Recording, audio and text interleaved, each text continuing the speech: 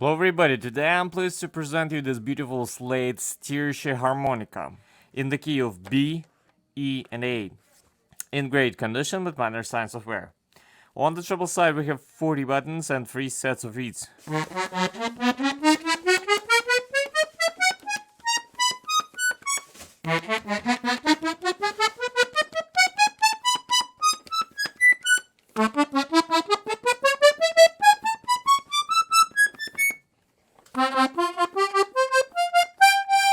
On the bass side we have 12 buttons and Helikon Bass.